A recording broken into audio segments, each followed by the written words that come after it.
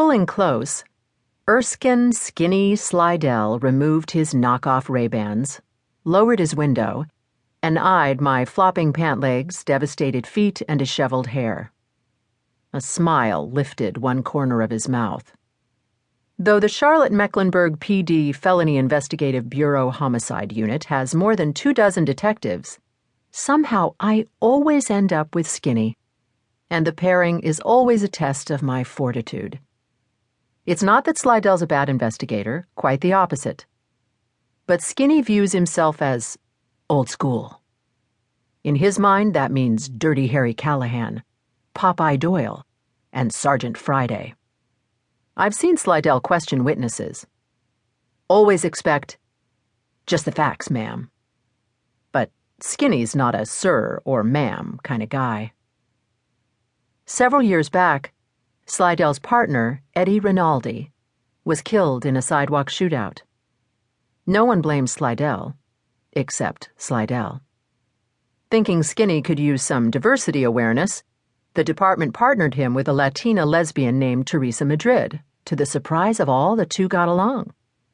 Recently, Madrid and her partner had adopted a Korean infant, and Madrid had taken maternity leave. Slidell was temporarily working solo, which he liked. Woo-hee! The dolt actually said that. Detective, you pissed someone off? Later, I might have chuckled about this episode. At that moment, I saw nothing but lousy choices. Argue with the parking twerp, hike to a phone, then wait for AAA, deal with Slidell. How did you know I was here? Cool. I was with Doc Larrabee when he got a call.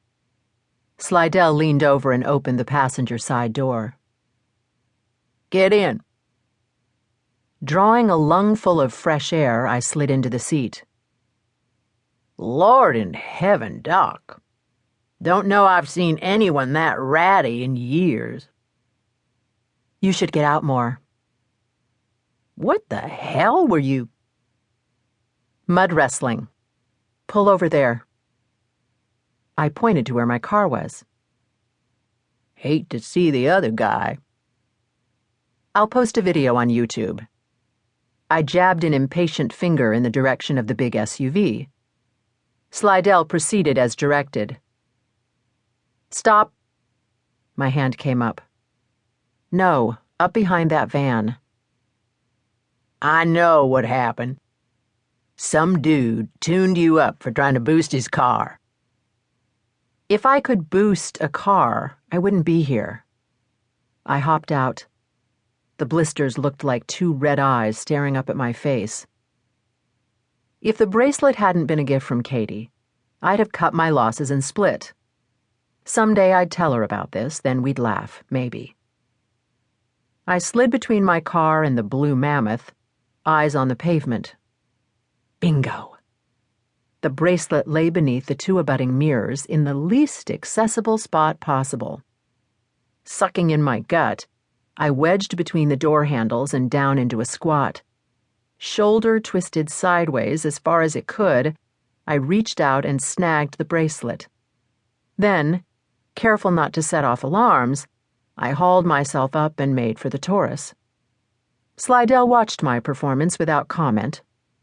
Apparently, I'd crossed the line from amusing to pitiable. I got in and slammed the door. Where to? The ME office, snapping the bracelet onto my wrist. Happy to swing by your crib. My house key is in my purse, in my car. Shoe store? No, thank you. Curt. No problemo. I'm headed back there anyway. I could have asked why.